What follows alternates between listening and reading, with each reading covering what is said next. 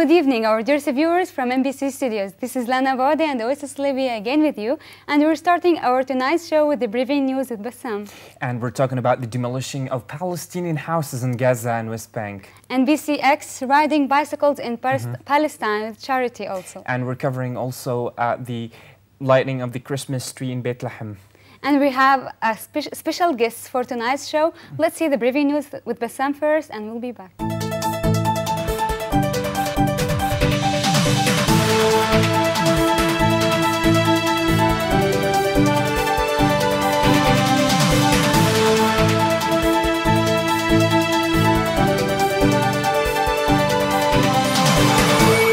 Thank you, Lana and Uwais.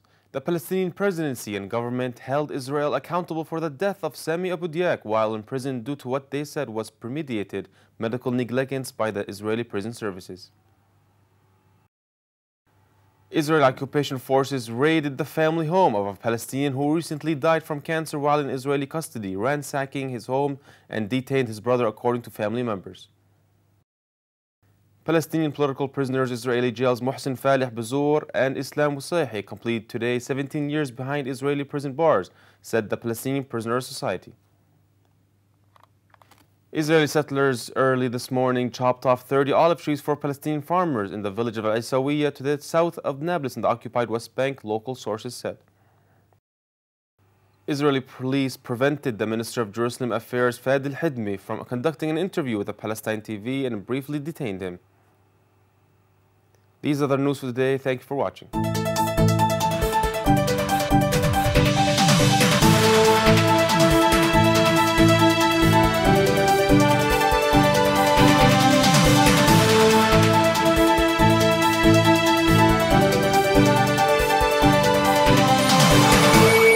Thank you, Bassam.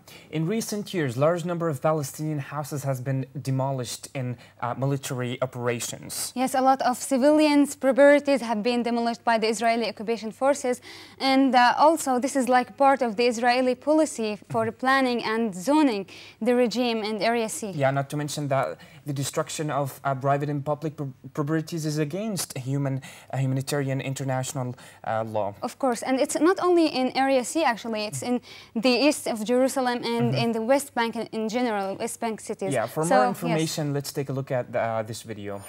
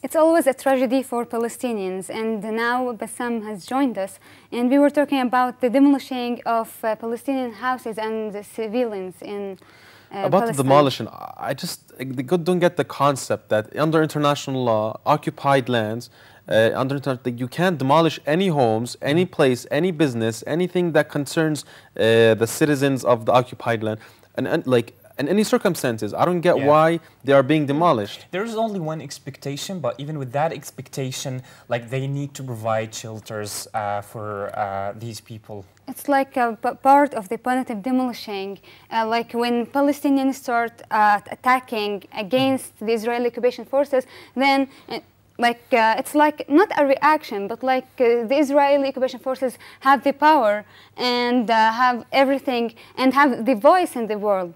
So they start doing whatever they want and denying the international law and also humanitarian laws. Yes, I agree. I agree. Yes. And there was this event that happened just to nurture the archaeological sites in Palestine, Yes. which is the BCX bicycle. It happened like the past month on the 29th of November. Yes, it's only It 2 days also ago. happened last Friday. Yes. And as well as you can put it as like they went all over the West Bank or wherever they can go through the occupied lands. Like from, yes. Yep, and they went to archaeological site of Sebastia and archaeological sites in Beit Lahem, archaeological sites. This is the main aim of this project, like to go from one archaeological site in Palestine to another, and also to like the charity thing, because also there's charity work, yes. 130 charities registered in this program. Yeah, also like the participants of this ride, like they put on costumes and Yes. like wearing colors that actually represent something of like the meanings they're trying to deliver to Anyone can join this bicycle riding event, and whatever, like you can bring your own bike, come to where the meeting spot is, and start riding for Yes. the fun of it, for the support of it.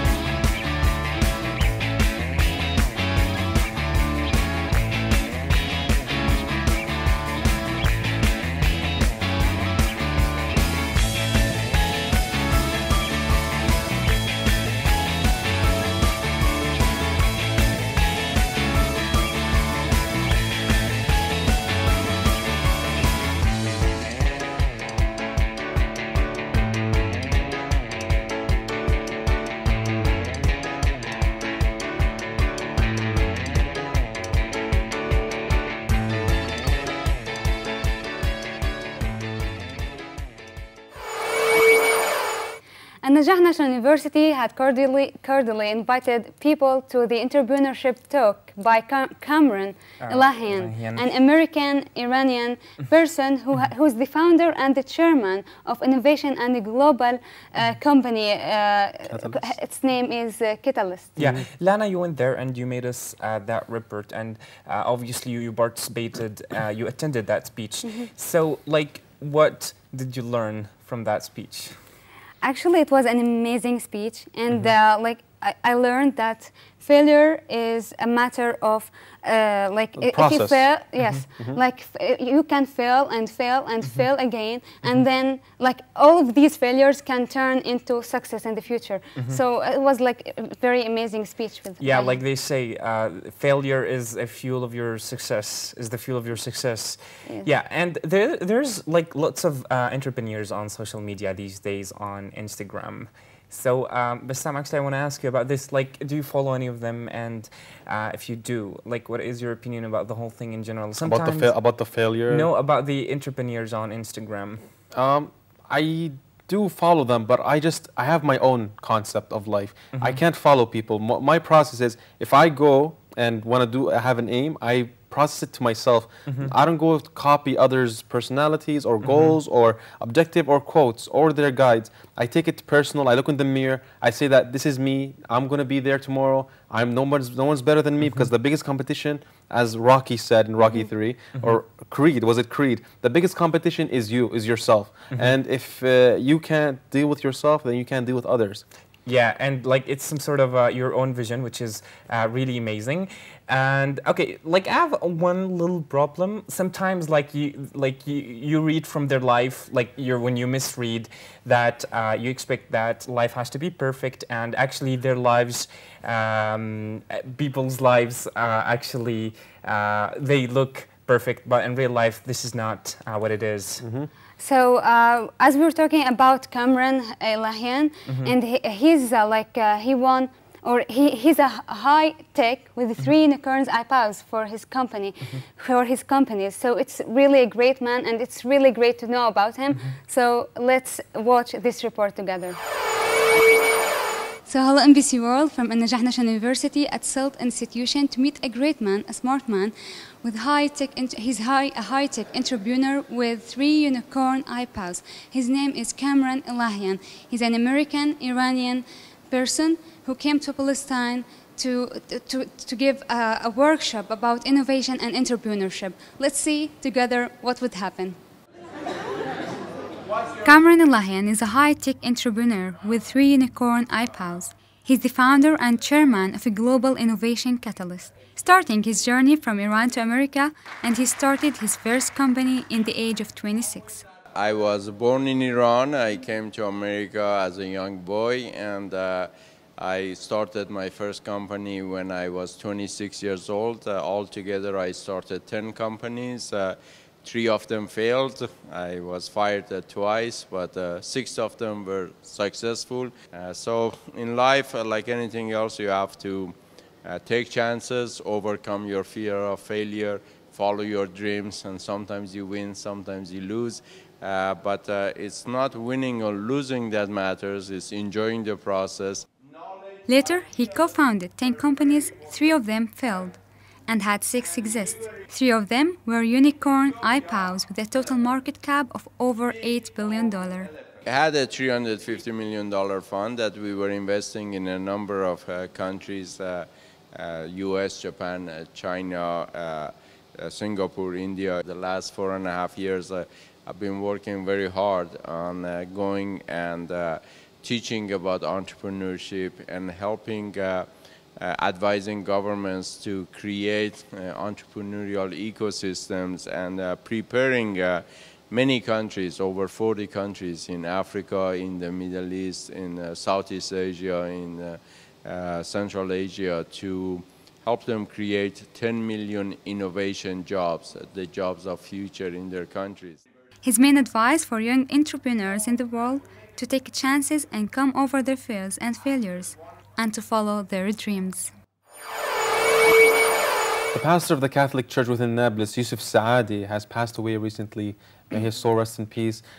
Yusuf Saadi is an actual social figure within Nablus. He was involved in all parties. He was involved in peace, truly peace, and he couldn't not be involved in anything. His name is very well known, and he was widely spread all across the Palestine yes, region. he used to have a great relationships with all people here in Nablus and in Palestine, and despite the matter of religions, because here in Palestine all religions are supported supported by peace, and they support peace. So I mean, Palestine is the birthplace of almost all the religions. So of course, yes. yeah, and this Yusuf, he is a very important person and figure in the community here. You can't believe the reaction on people when they've heard his It's like a part of the world just disappeared, and something, there's a big blank in Nablus's heart. You can imagine a big blank in Nablus's heart now is going to be going on this generation. And who will replace him? No one can. The biggest event in the world that is known within Palestine, within Bethlehem, is the lighting of the Christmas tree, and it happened on the 30th of November. And thousands of people and Christians, non-Christians gathering in front of the Nativity Church in not Bethlehem. Only Palestinians, even international people came to this. From all around the world. Yeah. People come to this event just for that particular event. It's because it's special. It's the birthplace of Jesus. It's the place where Christianity, you can say, began. It's full of history. You can actually smell Christmas in the air. You can smell religion. You can smell. You feel the peace, and everyone's there just to celebrate that one specific goal. Yeah. You know what I'm saying? Yeah, Yes, it's like this kind of event is like the window for Palestinians to the world, because like you have celebrations, you have music everywhere, you have a gathering of people, you have peace, you have humanity in this kind of event. So it's a great event. So yeah, and even in Nablus, like on Christmas Eve, I don't know if you've attended any of that before, but like they've always have like the scouts playing with their instruments in the main streets of Nablus. In all the cities of Palestine, mostly. So the Christmas has already started, and Bassam went to Bethlehem, and let's see this report together. People of the world, we are celebrating Christmas this year from Bethlehem itself, and the lighting of the Christmas tree is in moments. And so thousands of other people are coming to Bethlehem right now, right this moment, to celebrate Christmas, and as well as experience the lighting of the Christmas tree. And behold.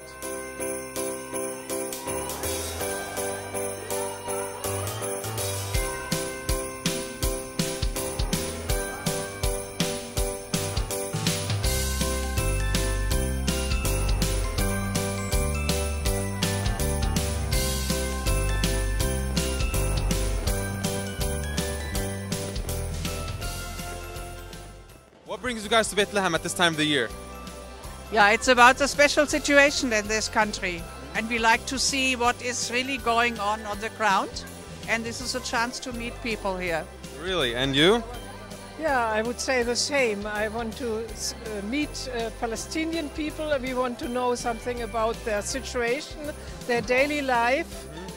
And we are here for a conference where we want to discuss how we can support. Do you guys smell that? You smell that? It's the Christmas in the air. It's Christmas in the air. Yeah, now this is special for us to be here the eve of the first Advent to see the lighting of the Christmas tree. That's something special. Well, we'll be there in just moments. Thank you so much. And why Christmas in Bethlehem? Because it's a city that comes to life. It's super exciting to be here. So it starts moving, it moves around?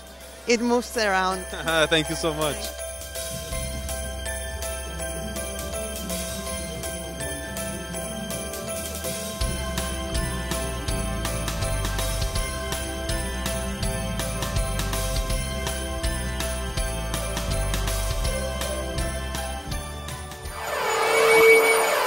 Again, our people. As we were talking today about innovation and entrepreneurship, we have a special student from An-Najah National University, from English department. She started a great project with her colleagues at An-Najah National University. Her name is Noor Zaghal. So, hello and welcome. Noor, we're so glad to be here with you tonight. Could you please start with introducing yourself and the initiative for our audience? Yeah, sure. My name is Noor Zaghal, and I am a third year at the department. The idea of Englitopia came, actually always existed throughout my life.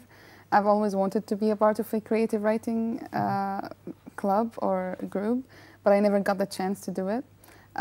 So one day, on the beginning of the first term of second year, I was writing, sitting on one of the benches and writing one of my poems, and I got the idea of starting a small group with my friends.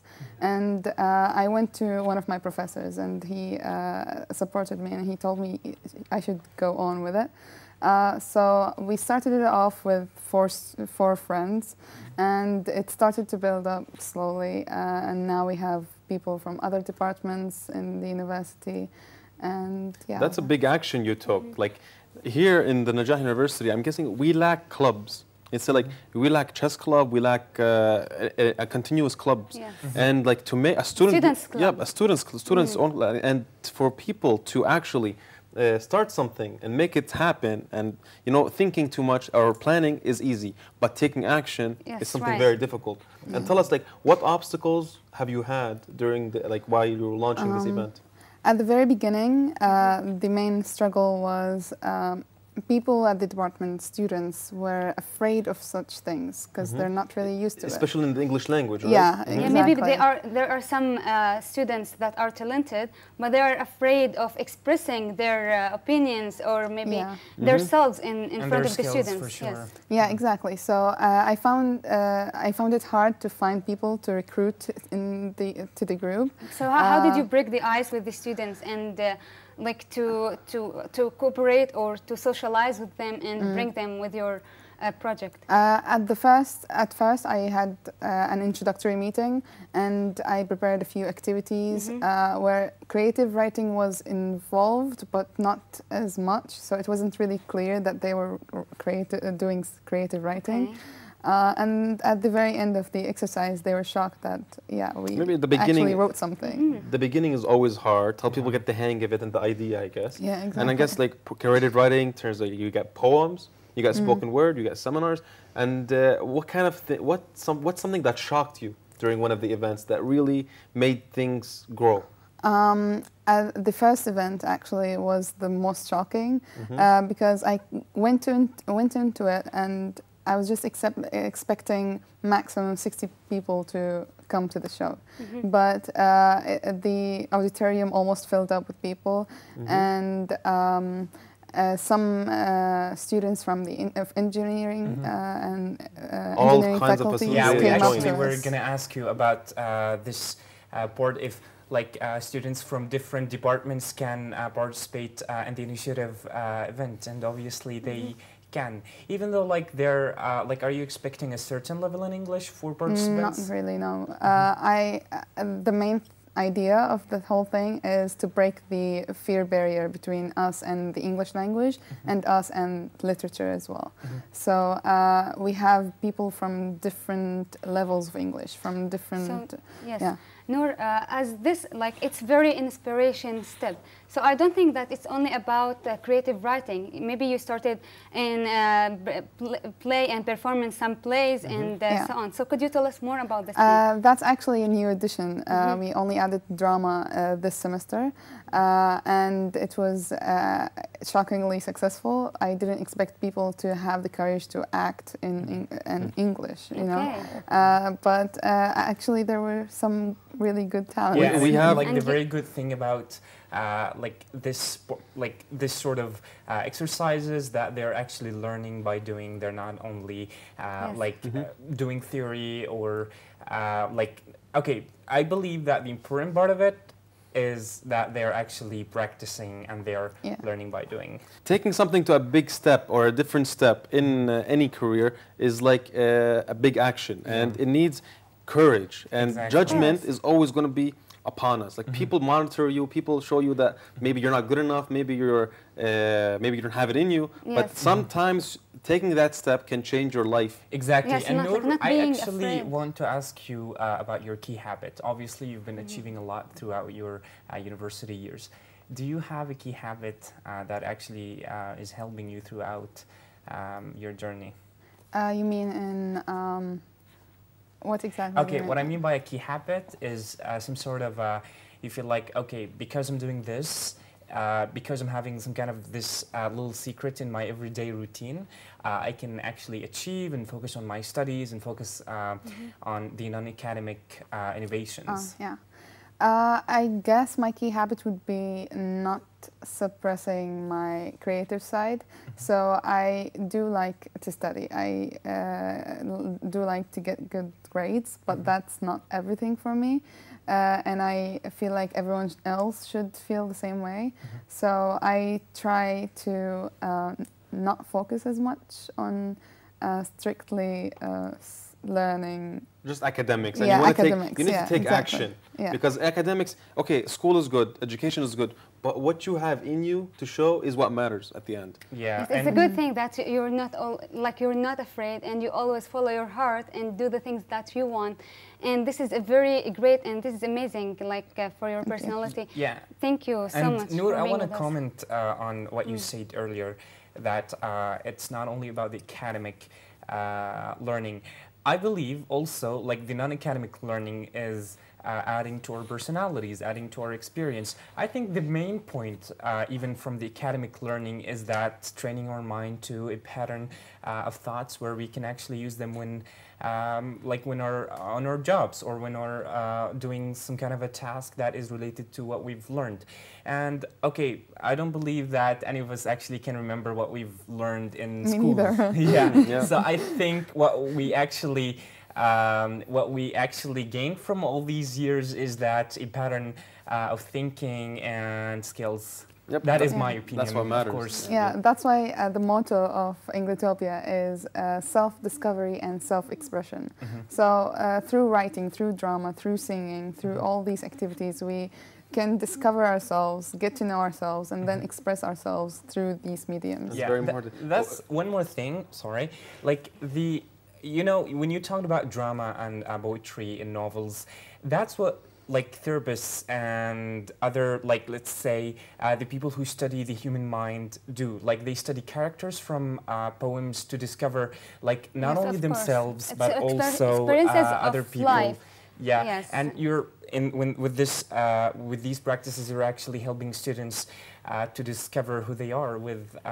It's true that. Yeah. So thank you very much, Noor, for being with us. Thank you and for hope having it's me. like an inspiration for so many students at you An-Najah opened the National doors for University. many Yes, other of people. course. Hopefully. So thank you so much, and thank you our viewers, and see you next Tuesday.